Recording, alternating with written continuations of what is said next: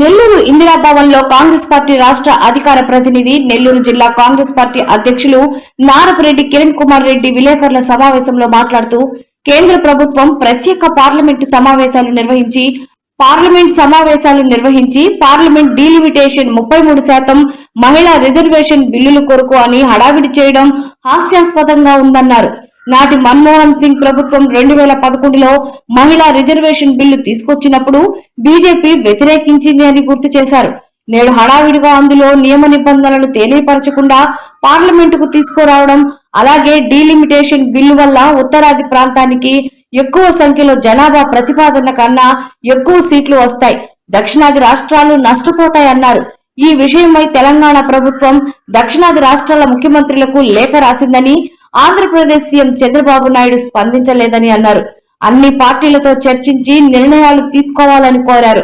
ఈ కార్యక్రమంలో డాక్టర్ యశోధర, సంజయ్ కుమార్, సుధీర్ రాజా, కిషోర్, హరి, కాంగ్రెస్ కార్యకర్తలు, నాయకులు పాల్గొన్నారు.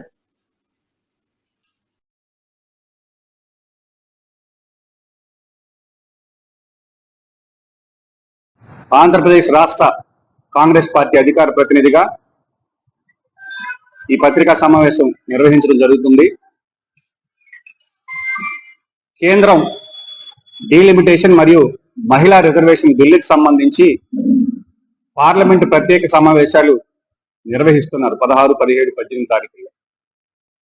ఈ డీలిమిటేషన్ అనేది దీని మీద రేవంత్ రెడ్డి గారు చంద్రబాబు గారికి లేఖ రాయడం జరిగింది. ఏమనంటే, ఉత్తరాది రాష్ట్రాలు దక్షిణాది రాష్ట్రాల మధ్య డీలిమిటేషన్ లో సీట్ల పెంపు వల్ల మనమేమో దక్షిణాది రాష్ట్రాలు కుటుంబ నియంత్రణ పాటించి పాపులేషన్ గణనీయంగా తగ్గించాం. ఉత్తరాది రాష్ట్రాలు అందుకు భిన్నంగా అక్కడ పాపులేషన్ పెరిగింది. జనాభా ప్రాతిపదికన పార్లమెంటు నియోజకవర్గ స్థానాలు పెరిగితే ఉత్తర భారతదేశానికి దక్షిణ భారతదేశానికి ఆ సీట్ల పెంపులో వ్యత్యాసం ఎక్కువైతే దక్షిణాది రాష్ట్రాల యొక్క రాజకీయ ఉనికికే ప్రమాదం ఏర్పడుతుంది. మరి ముఖ్యంగా బీజేపీ చాలా స్పష్టంగా అర్థమైపోయింది, దక్షిణాది రాష్ట్రాల్లో మనకి పట్టు లేదు.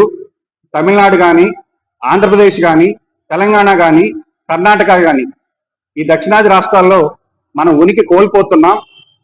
మనకు అక్కడ ఎలాగో పట్టు లేదు కాబట్టి ఉత్తరాది రాష్ట్రాల్లో ఎంపీ సీట్లు పెంచుకుంటే దక్షిణాది రాష్ట్రాల్లో ప్రధానమంత్రి యొక్క అభ్యర్థిని డిసైడ్ చేసేదంలో దక్షిణాది రాష్ట్రాల పాత్ర ఉండకూడదని నిర్ణయించుకున్న తరువాతనే దీనికి ప్రారంభం చేయడం జరిగింది.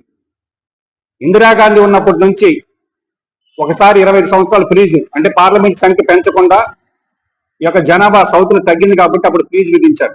మళ్ళీ అటల్ బిహారీ గారు, వాజ్పేయి గారు ప్రధానమంత్రిగా ఉన్నప్పుడు కూడా దక్షిణాది రాష్ట్రాలకు అన్యాయం జరుగుతున్నాయి, మరొక 25 సంవత్సరాల పాటు పార్లమెంట్ స్థానాల సంఖ్య పెంచకూడదు, డీలిమిటేషన్ జరిగినా కూడా ఆ రాష్ట్రంలో ఉండేటటువంటి సంఖ్య పెంచకుండా అక్కడే చేసుకోమని చెప్పడం జరిగింది.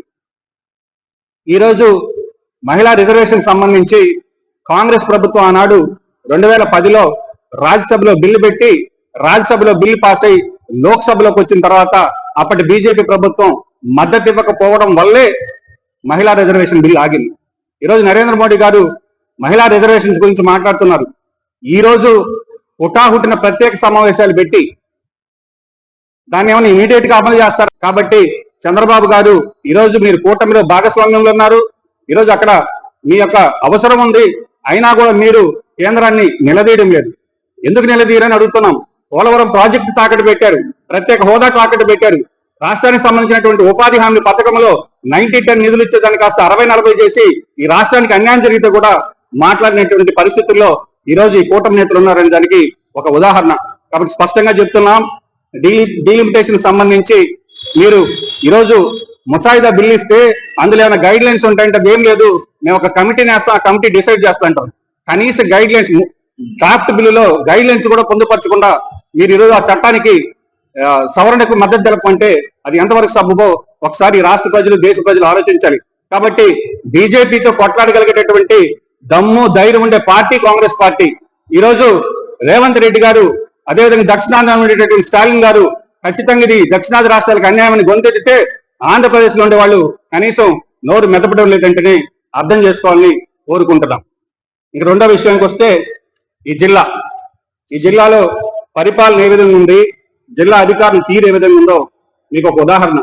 సో వీళ్ళు ఏంటంటే ఉమెన్ బిల్లు తర్వాత డీలిమిటేషన్స్ వాళ్ళకు కావలసిన అన్నీ కలిపి మొత్తం అంతా ఒక కట్టగా పెట్టేసి అన్నిటినీ కలిపి ఒక దాంట్లో పెట్టేసి ఈ బిల్ని పాస్ చేయిద్దాం అని చెప్పి మా వాళ్ళ మీద ప్రెషర్ తీసుకొస్తున్నారు.